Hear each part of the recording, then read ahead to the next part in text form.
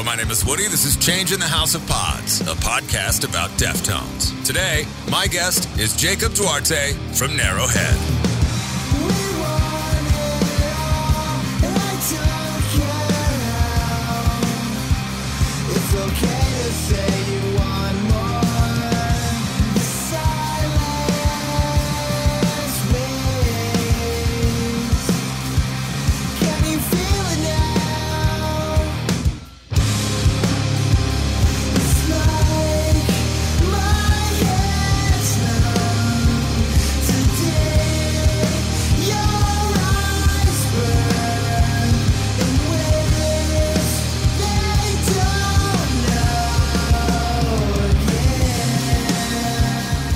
That's Moments of Clarity, the title track from Narrowhead's new album. Jacob and I spoke just before its release early this year. After quite a while trying to find a good time to talk, we almost made it work when Narrowhead was touring with Quicksand in 2021, but, well, you know, life happens.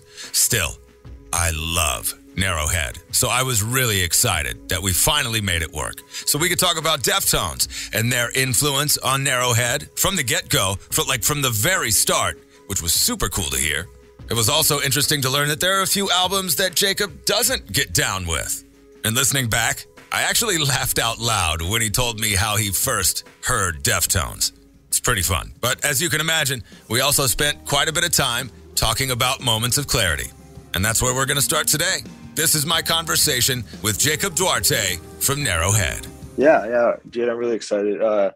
We recorded it in the summer of 2021, so it's been sitting for like over a year now. So it's nice to get that out. Have you played any of it live? Yeah, we played a couple songs from it still. And I think on the next tour, the record comes out in the middle of that tour. So I think we're just going to play all of them. I was super geeked. That just got announced yesterday. I think it was I'm terrible keeping track of time. It was either yesterday or the day before. It's a product of having little kids. I don't know which day it is. Oh, yeah. But I was stoked because you guys are playing literally my favorite venue in Minneapolis. You're playing the 7th Street Entry. Are you familiar with that spot? Have you ever played there before that you know of? No, the only time I ever played in Minneapolis was that time we opened for Quicksand. That was the only time I've ever been there.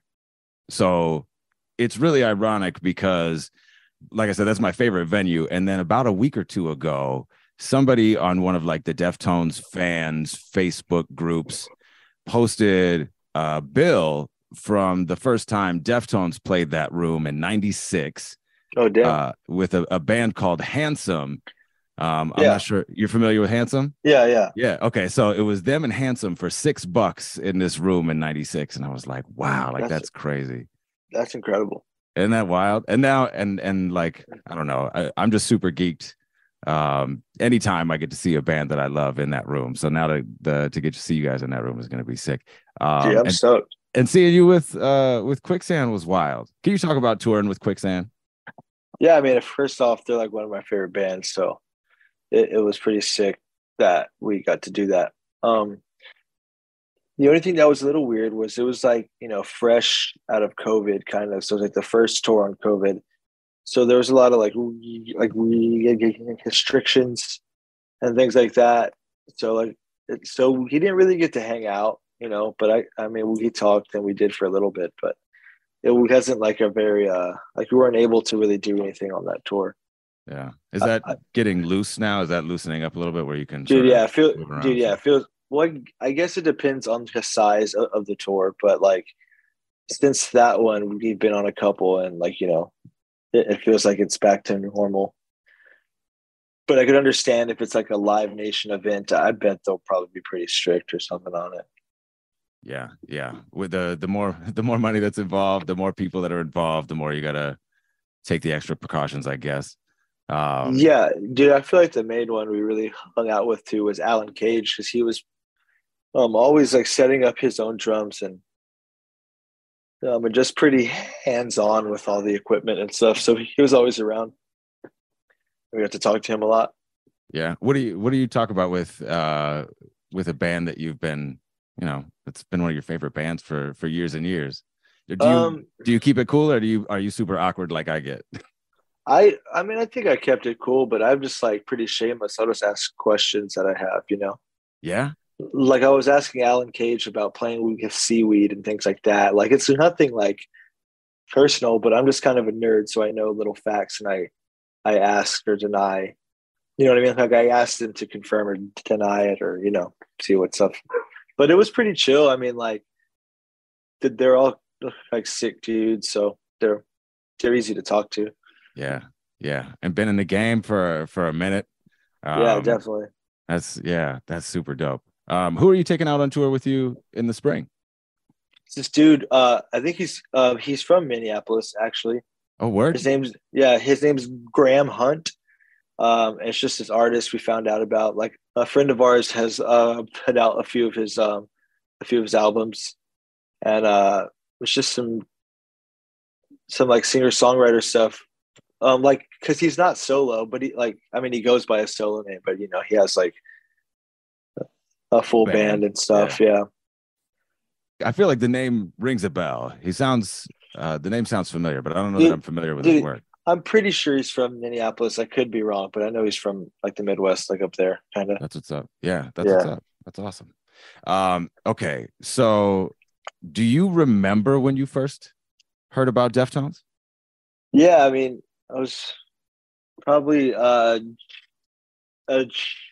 change in the House of Flies was probably the first time I heard of Deftones, and I was like pretty young, and I liked it, but I didn't really like know that it was Deftones. I just liked the song, and I've always been like I'm like aware of their music and stuff. It wasn't until I was like 16 or 17 when I really started diving into it, though. But I do remember. Honestly, I think it was from that one Adam Sandler movie, Little Nicky, is how I found out about it. Something like that, yeah. Around that time. Was it like? Do you think it was like from the movie, or was it from that special that they did with like Incubus and where they were like playing? I do remember that special, but I think it was from the movie when I first heard it, because I don't think I saw that special. Yeah, I don't think I saw that special till way after. Yeah. What kind of music were you into when you jumped into Deftones? Like I was getting into like at that point in my life, I was already into like hardcore and stuff. So I got into Quicksand and like bands like that. And then I just started getting back into the 90s stuff that like I remember growing up on, like Smashing Pumpkins and stuff. And I think Deftones just happened to be in that category, and I just kind of like stuck with them the most. It was them and Helmet are the bands I like got super into around the same time. And you said you were like 16 or 17 when this was going on? Yeah. So were you playing? Go ahead. I'm sorry. Oh, I was going to say, I think at that point in my life, I was just trying to maybe like go back and revisit music. But as a teenager now, where like I kind of have an understanding of what music is and things. So, and some things stuck and some things didn't. Yeah. And were you playing music at that point? Yeah, kind of. Yeah. I was in a band, and he would play a couple shows and stuff. Word. Were you so when you started getting into Deftones, obviously the first song was Changed. Does that mean that you went to White Pony first? Was that sort of like your first album that you rolled with? Yeah, I think so. But then I checked Around the Fur pretty shortly after I got back into it, and then that was the one I was sticking with for a long time. Really? And I think, yeah, I think that's like one of my that's probably my favorite one. But I do like Self-Titled a lot, so it's kind of up there. Really? That's so your top looks like Around the Fur, Self-Titled, and then this is always fun to me. It's because it's torture, really trying to like pick your favorite Deftones album, but it's always a fun game. So like top three are Self-Titled, Around the Fur, and then what's the other one? Probably White Pony, I guess. Probably Pony. Yeah. Yeah, like it's got to be in the top three. It doesn't have to be first, but it's definitely top. Yeah, that's what's up. So what was it about Around the Fur? What songs were the ones that kept you coming back? ABO was the first one that really got me into it, because just first off, the production of that album too just sounds really metal, and it's just like it's pretty abrasive and in your face. but then like his vocal effects and the way he sings on it, like it kind of just sucked me in. Yeah, yeah. Did that influence your musicality, your expression? Definitely, like his vocal melodies and stuff. Like when I first heard that, they kind of played a big part on stuff I would try to do. Obviously, because they were just like one of my favorite bands. But yeah, it definitely did switch something up in there.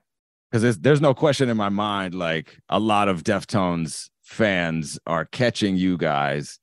Because when I listen to the album, when I listen to Around the Fur and it ends on Spotify, the next thing that comes up is Necrosis, you know what I'm saying? Or Ashtray, you know what I mean? That's pretty sick. Yeah. That's cool. Does that happen to you too? No, I think it switches to like Sepultura, like 90s shit or something, like when I was in that, because like it thinks I'm trying to jam like Korn or something too. But that's cool because like, I mean, it's pretty obvious, like, yeah, we're inspired by them.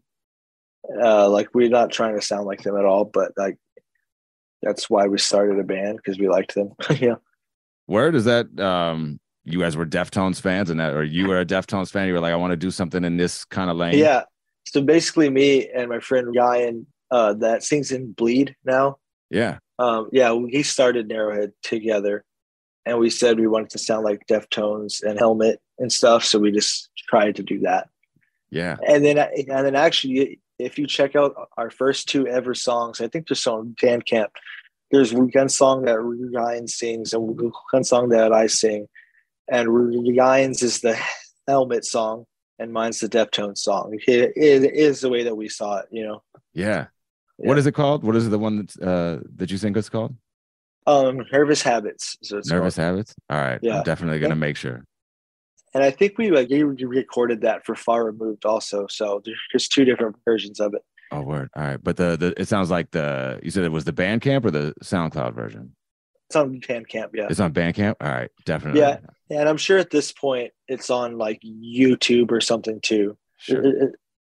Yeah.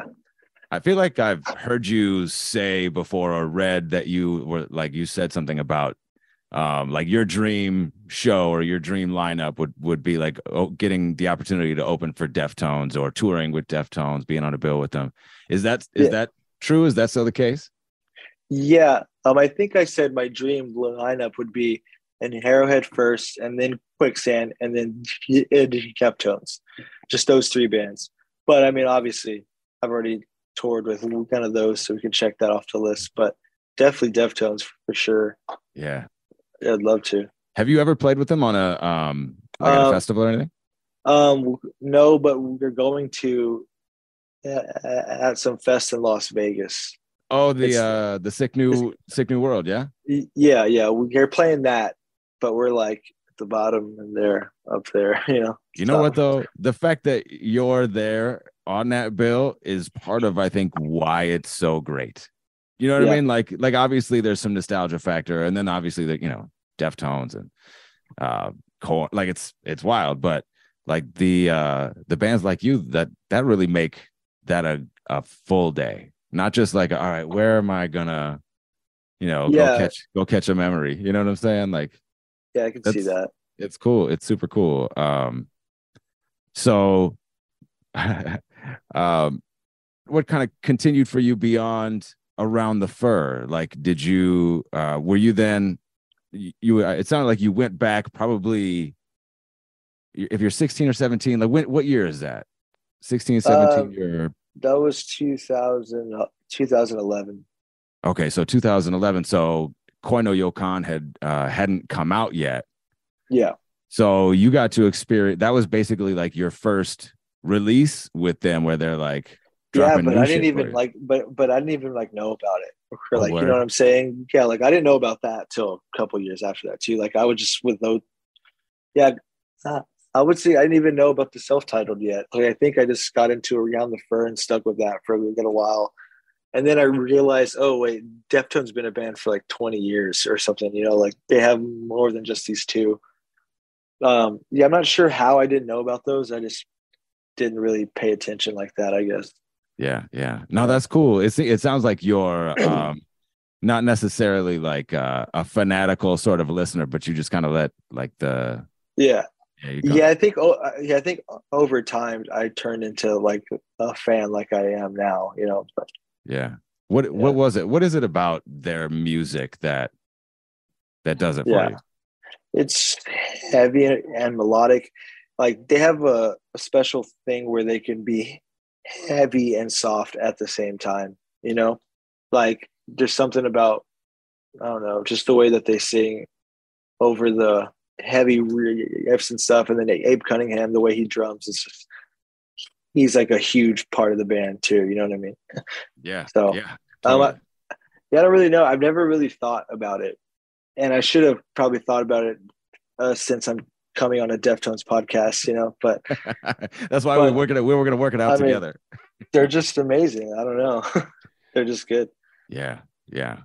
No, I feel you, and I definitely agree entirely about Abe. I feel like he is, in some ways, like the thing that keeps me coming back, because I've always been sort of a hip hop fan and a rock fan, and the fact that he's got such incredible groove. I mean, it's amazing. It boggles my mind that like rappers don't blow him up for beats. Weird. Do you know what I mean? I've never even thought of that, but that's like actually a great idea for someone to do that. I mean, he's like, he's got the beats on him. I always like when they do the little like drum machine stuff too, the weird little songs. Oh, word. It's like the stuff like that. Like they just have just something about them. I don't know. Yeah. So like Lucky You on the self-titled, you're like, oh shit, this is my shit. Yeah. Dude, stuff like that. And then like the fact that they keep like tuning their guitars down like in every album, I think that's pretty cool too. I think it's almost become like not a joke, but sort of like how many strings are they gonna, is Steph gonna add to his guitar? But in some ways I'm like, if that's how he's pushing his creativity, like, and that seems to be working, like that's because that the thing is a lot of Deftones songs, that they have the same chord progressions, but the fact that they're tuned down, like it doesn't sound like the same riff for the same song. You know what I mean?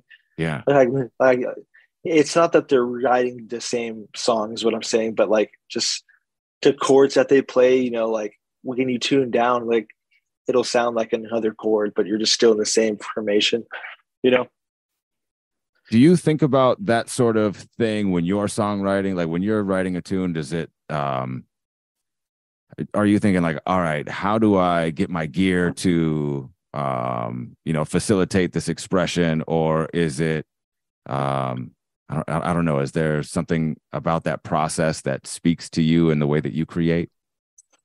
Not really. Like the only thing I can compare that to is sometimes I'll make a song and I'll tune it down, but play it like in the same thing because like it just fits the way I sing better. But tuning down doesn't really like do anything for me, Arrowhead. I would think, but I'd like to. Actually, in the record that's about to come out, we did tune down on a song. That's the only one that sounds like that. But, and I guess we got that from them, Yeah. Hey, it's Woody for the Hair Restoration Institute of Minnesota. I turned 40 this year, and more than any other birthday, I felt like this year I deserved to really treat myself. And above all else, the one thing that I really wanted to do for me was fix my hair. I started losing my hair 20 years ago. It was awful. I loved my hair. Losing it was miserable. I hated the way it looked and having to hide under a hat for family photos. Then I went to the Hair Restoration Institute of Minnesota.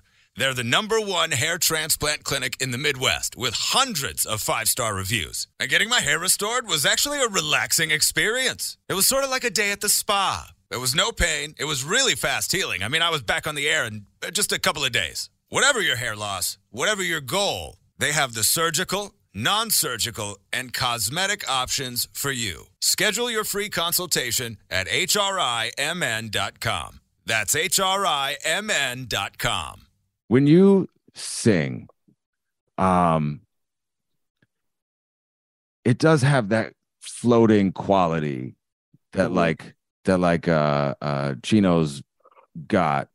How do you figure out that your voice does that? How do you figure out that you can sing like that? Is that just singing in the shower, singing along with songs, or like how do you? Yeah, kind of, because I've just been singing since I was like a little kid. I was always trying to like sing in a band or something. Yeah. So I was always like singing.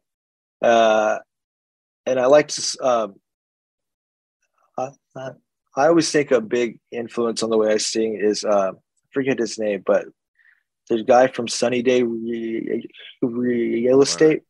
Yeah, I'm always trying to do something like that. But then, like, I like Deftones too, and I like how he does the falsetto kind of like the breathy stuff. So yeah, it's just kind of like a mix of that. Like I just would shoot for that vibe. Yeah. But I've always been singing and stuff like since I was a kid. Is the lyric part hard? Like the coming up with the words? Yeah, that's normally the final step. Like I'll come up with phrases and like a melody, but it's just kind of like black. Like I'm not saying anything. So when I write lyrics, it usually takes me a little while. Yeah. But yeah. Yeah. The shit came off so hard. Gearhead, bro, like, man, all the new joints are just like they're Thanks, hitting. Man. They're Dude, hitting.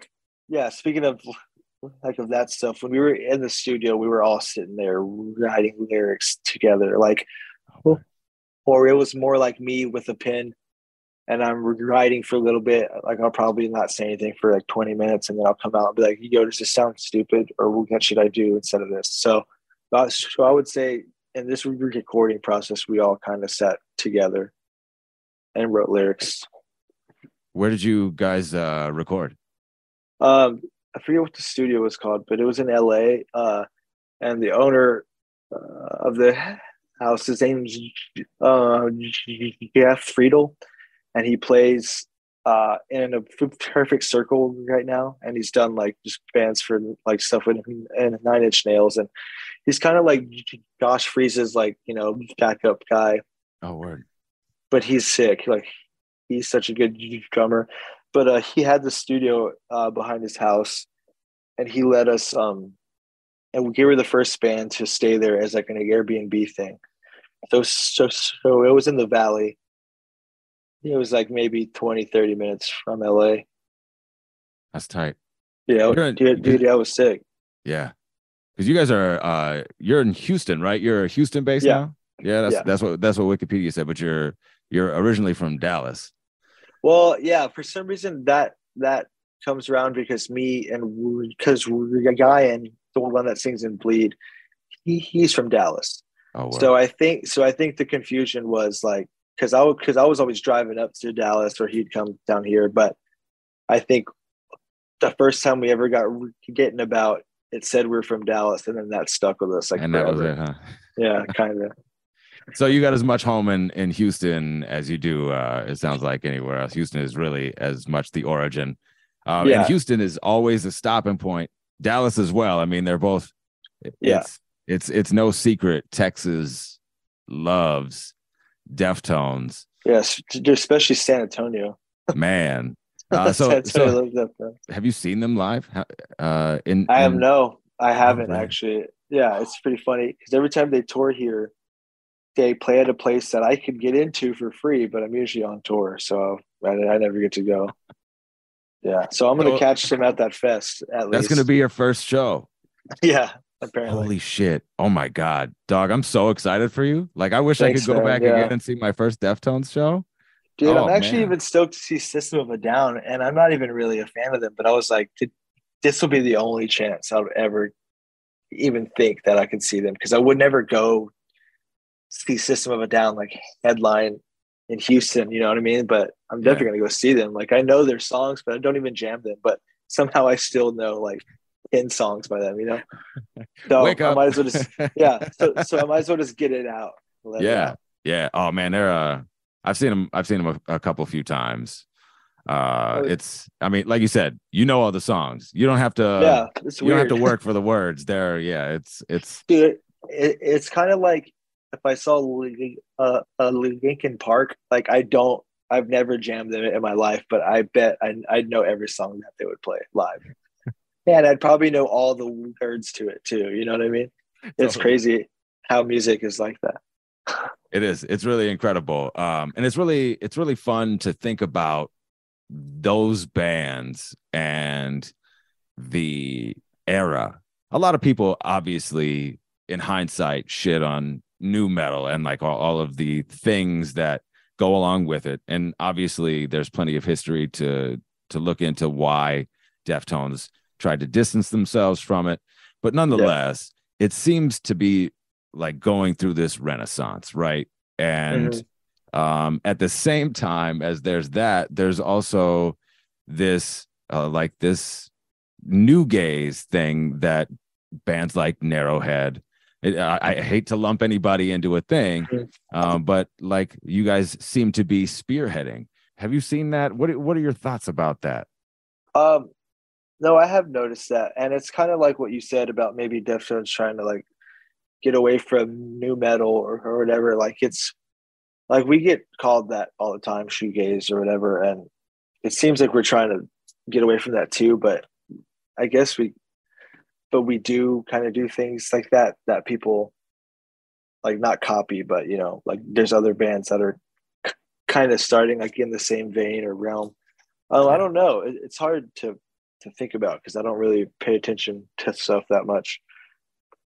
But I suppose that's good. And until like, you know, Woodstock 99 happens again, there's really no reason to be like, oh shit, this is a thing that we don't want to. yeah. For now, like I like to believe we're in our own lane, but maybe we're in a bigger lane that 20 other people are in. But if I just keep that thought in my mind, then I'll think we'll be all right. Yeah. It's really fascinating to me, you know, just to give that consideration because it's like, all right, if there's this thing that's going on, like we didn't dive into it, like we didn't plan to be a part of this thing, like examining the repercussions of that, and then like how does that affect your artistic output, and like all of the things that go on in there are just, I don't know, it's just it's kind of wild to see it sort of going on in a way, like again. No, but I've definitely noticed it. Yeah, there is something going on. Like since I feel like the title fight, like hyper-view era is when that all started. You know, band like Nothing would come out and then there's like Super Heaven. Yeah. And I guess us too. You know, like we're all kind of like heavy rock music with a soft singing or something. But I always just think about what you're trying to do and you can execute it your own way, you know, like sure you share the same influences, but you know, like you can do your own thing with it is what I try to do with it at least. Yeah. I suppose just keeping the blinders on is probably the best thing for your, you know, for your own sanity and creative output. Yeah, exactly. Obviously, it's great when your favorite band tours in your town, but what do you do when they don't? We travel to see them, of course. And believe me when I tell you, the Hair Restoration Institute of Minnesota is worth traveling for. Hey, it's Woody. I'm lucky. HRI is 5 minutes away from my house. But if you aren't in the Twin Cities, you are also in luck. With their Hair by Air program, HRI will reimburse your flight, get you to and from the airport for free, and they have complimentary on-site hotel accommodations. Yeah, that's right. There's a hotel attached to HRI. This is literally the best case scenario if you want thick flowing hair like a Viking or a rock star or a lion. Well, maybe that's too much. Check out the Hair by Air program at the Hair Restoration Institute of Minnesota at hrimn.com. All right, now what are we going to do with this guy? We can't just leave him lying around. Right? When did you eventually like go like, all right, Deftones is dropping new shit, I need to check this? Do you remember? I guess there had only been a couple albums after that. After Koi, there was just Gore and Ohms. Yeah, and those like like maybe I'm fake, but I've never even like really dove into those or checked Oh, those word? out. But I know they exist, and I've listened to songs on Ohms, and I've listened to stuff through it. I kind of, the furthest I really go as of now is I just jam Saturday Night. Yes, so like the first 4 albums are what I fuck with the most, and then I lose interest. But like they're still like my favorite band. You know what I mean? Yeah. Even if I don't fuck with some of their albums, I still am a huge fan of them and really respect all of their albums. But some don't scratch it for you, or don't scratch the itch for you. Totally. Yeah, no, that's totally fair. And I mean, it's a lot of bands don't have a 9-album catalog for you to be choosy with. So I think that's cool. You know, I think but I also think that they've made it this far and people like those albums. Like, it doesn't matter if I don't, but you know, there's people that love those, you know?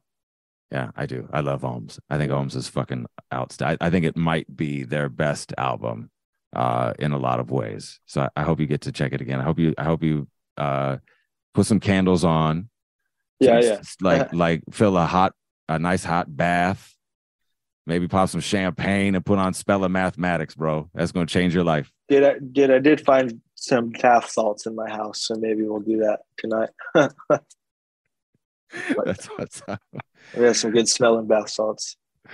Oh man, that's super fun. Well, man, this is really it's really cool to get to chat with you. We've been sort of flirting with this for a little while, so I really appreciate you taking the time and making the time. The way I like to conclude every episode of the podcast is with a request for recommendations. This is inspired by something that Chino said on a podcast once, that the only reason that he tweets out links to music that he likes is because he thinks that's the best thing that he could share on social media. So in that spirit, put me on to something. Put me on to anything in the world that you think people should check out. Damn. Ordinarily, awesome. I ask for 3 things. I know it's putting you on the spot. You could do a self-plug. You could do a self-plug for one, and do. I'm kind of stoned too, so it's hard to think about shit. You know, sativa or indica? I don't even know. We don't have a choice down here, so we just get whatever gas. Just get what you can get. That's what. Well, first plug, I'd like to plug Graham Hunt from Minneapolis, and he's going to be touring with us. And I'm really stoked to see him every night because I haven't really been this stoked on a new artist in a long time. Cool. We also got a new record coming out. I don't know, man. Just enjoy your life. That's my plug. I don't fucking know. I'm bad at this stuff, dude. Dude, think about it. There's no Narrowhead without Adam Sandler, right? So now I need to get Madonna, the Sandman, and Jenna Ortega on the podcast. That's my wish list. It would be fun to talk to Abe, sure. But, let me sit down with Wednesday first. And the weekend. I want to talk to the weekend, too. Thank you, Jacob, for making a little time to sit down with me. I got to see Narrowhead about a month ago, the show we talked about at the entry. Graham Hunt was great. Narrowhead blew the doors off the place. It was awesome. Next week, I've got the first fan episode of the season to share. Yeah, I guess we're all fans, but you know what I mean. I love talking with super passionate fans, though. I always learn something, and I always feel something. And I'm really stoked to share that with you next week. My name is Woody. As always, you can reach me on Instagram and Twitter. I'm at Woodbruh. If you want to talk about my favorite band, hit me up. Thank you for listening to Deftones, and thank you for listening to Change in the House of Pods.